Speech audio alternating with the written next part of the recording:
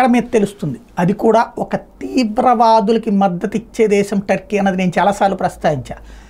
తీవ్రవాదుల్ని మత ప్రాతిపదికన మద్దతు ఇస్తున్నటువంటి దేశాల్లో ఇరాన్, పాకిస్తాన్, ఆఫ్ఘనిస్తాన్, టర్కీ ఇక్కడ మత మూర్ఖత్వ దేశాలు అన్నమాట ఇవి. టర్కీ ఇప్పుడు తాజాగా ఎర్డోగన్ స్వయంగా అధ్యక్షుడు ఒక విషయం చెప్పాడు. ప్రస్తుతం యుద్ధం జరుగుతున్నటువంటి నేపథ్యంలో ఏదైతే ఇజ్రాయెల్ హమాస్ వార్ నడుస్తుంది కదా, ఈ హమాస్ వాళ్ళు చనిపోయిన వాళ్ళు చనిపోగా గాయపడ్డటువంటి 1000 మందిని ఇప్పుడు నిజంగా వాళ్ళు ఎట్ట బతుకుతున్నారు అక్కడ అనేది డౌట్ కదా. ఇప్పటిదాకా ఏం చెప్పారు, మాకేం కాలేదు, ఇజ్రాయెల్ సైన్యం చచ్చిపోయిందంటూ చెప్తొచ్చారు.